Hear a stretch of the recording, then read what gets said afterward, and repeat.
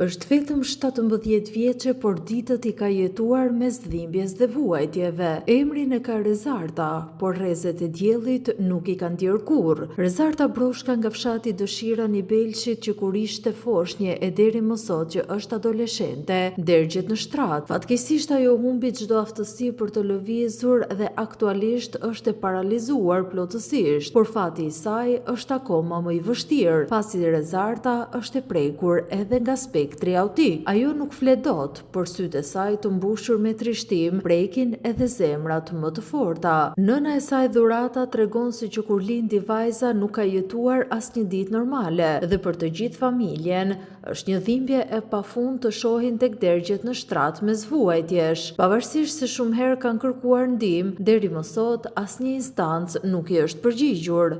Kjo 4 mushe ka kryer operacionin në veshka. Ka hequr një veshk. Pa djenin time o që doktori. Pa nuk. Fëmija do beta, është normal. Do vazhdojmë një vit në kim. Edhe do hecin, do plasin. Nuk do ketë pasoje. Prita një vit, 2 vjet, 3 vjet, 4 vjet. Nuk u përmësoj. Sa vite ka që është në këtë gjendje? Ajo ka 16 vite gjys. E paralizuar? Po. Nuk lëviz fare? Ja. Tek e le. Vetëm këtu rëshket.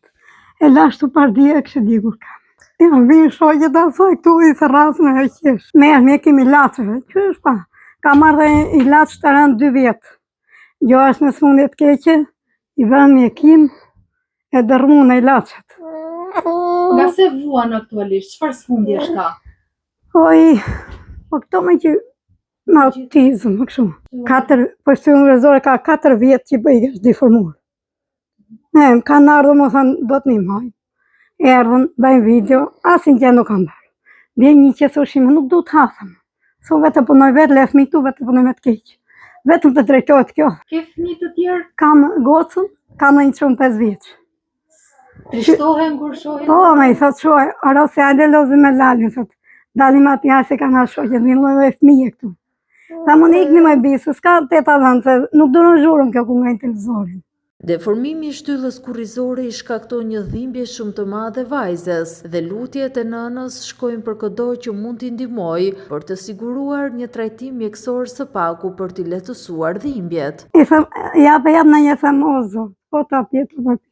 Çfarë të ardhurash keni? Çfarë ja, kem bëksaj, unë që mi lek pa. Ja dilni dot me kaq pak? Po ku e dili? Ajo do gjela dyqani. Sa?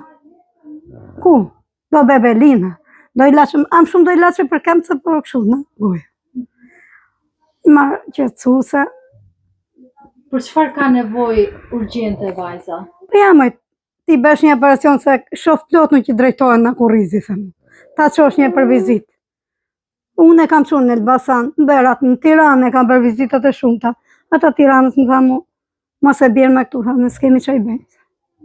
Po mirë, thash unë krah do ta marr gjithmonë, ju tha do ngrihet, thash unë kam. Do ecin, do flasin, thash.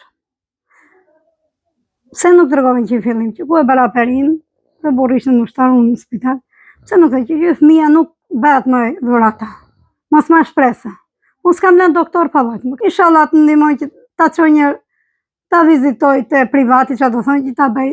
Po, pa nevoj për aperim, ta bëjmë aperim. Rezarta është vetëm 17 vjeçe dhe fati e deshi që ajo të kishte një jetë sfiduese, por nëna e saj, me dhimbjen që vetëm një nën mund të ndjejë tek shef fëmijën e saj të shuhet dita ditës, në vuajtje nga paraliza, kërkon ndihmë nga çdo njeri që ka mundësi t'i lehtësojë sadopak dhimbjen kësaj vajze të pafajshme.